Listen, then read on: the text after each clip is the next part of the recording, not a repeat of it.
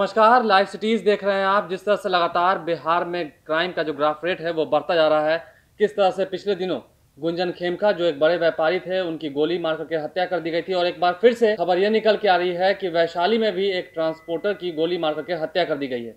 खैर, ये जो हत्याओं का सिलसिला है वो बिहार में लगातार चल रहा है, और इसको लेकर के नेता प्रतिपक्ष तेजस्वी यादव ने एक बार फिर से नीतीश सरकार पर हमला बोला है ट्विटर के माध्यम से। जिस तरह से तस्वीरें आपके स्क्रीन पर होंगी, साहेब भाई वो कविता पढ़ेंगे। जी देखिए, आलोक तेजस्वी यादव ने आज सुबह सुबह ट्वीट किया है। ट्वीट में उन्होंने कविता के अंदाज में नीतीश सरकार और राज्य सरकार पर हमला बोला है। उनके कहने का मतलब इतना ही है। ट्वीट तो हम पढ़ेंगे, उससे पहले आपको बता दें कि उनके कहने का मतलब इतना है कि बिहार में अपराध काफी बढ़ चुका है और इसको सुशासन का राज कहा जाता है। हम पढ़ते हैं तेजस्वी यादव ने क्या कुछ लिखा है। आप अपने स्क्रीन पर देखिए, ट्विटर है, तेजस्वी यादव का ट्विटर पेज है, उस पर उन्होंने लिखा है कि बिहार के वैशाली में एक और बड़े ट्रांसपोर्टर व्यवसायी की गोली मारकर हत्या कर दी गई। हम आपको बता दें कि वो ट्रांसपोर्टर जो थे वो पटना के रहने वाले थे। तेजस्वी यादव आगे लिखते हैं कि बिहार में बहार है, गोलियों की बौछार है, अपराधियों का लहर है, व्यापारियों पर कहर है, क्योंकि नीतीश कुमार है।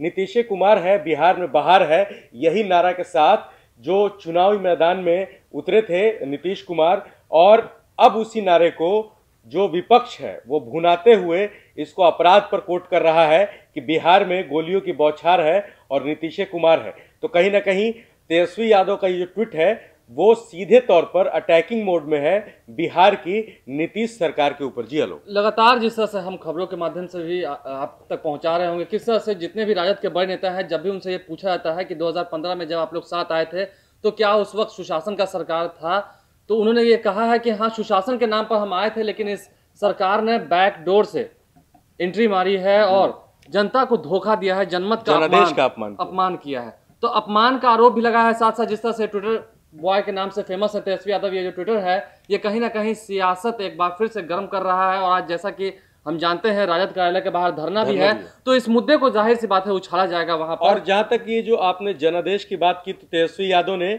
जैसे ही नीतीश कुमार अचानक से आनंद फानन में, वो शाम मुझे आज भी याद है जब नीतीश कुमार निकले थे और राज्यपाल के यहाँ पहुंच करके अपना इस्तीफा सौंपा था 26 जुलाई 2017 को।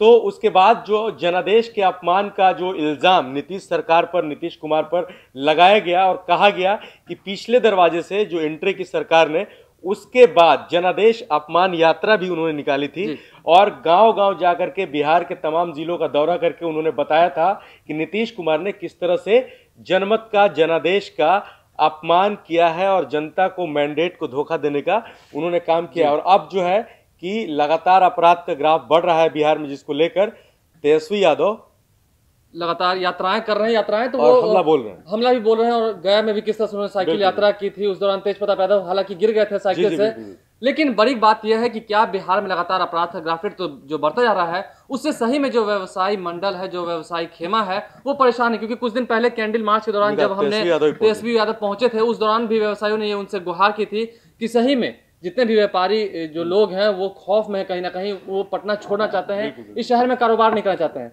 तो क्या पटना पर कुछ खतरा आने वाला है व्यवसायियों के लिए? वो असुरक्षित महसूस कर रहे हैं और सरकार क्या कर रही है? और तेजस्वी ने भी ये कहा था कि आप लोग मत जाइए, हम हैं यहाँ पर। और उन्होंने मीडिया के सामने आकर के भी ये स्टेटमेंट दिया था कि जो व्यापारी वर्ग है उसी से हमारा स्टेट चलता है, हमारे लिए जो फाइनेंशियली जो होते हैं वो बहुत ज़रूरी होते हैं, उस शहर के, उस राज्य के जो व्यवसायी होते हैं, और अगर उनको मारा जाएगा तो फिर ये हमारी अर्थव्यवस्था के लिए ठीक नहीं होगा। खैर, ये तो हत्याओं का जो सिलसिला है, इस पर प्रशासन क्या कुछ करती है इससे तो हम अपडेट रखेंगे ही। लेकिन नीतीश कुमार की तरफ से, क्योंकि नीतीश कुमार बहुत चुप रहते हैं, मंद मुस्कान में बहुत कुछ कह जाते हैं, उनकी पार्टी की तरफ से बहुत सारे जो नेता हैं वो ट्वीट करते हैं। कोई ट्वीट आएगा या कोई बयान आएगा, उस बयान से लाइव सिटीज आपको रूबरू कराता रहेगा।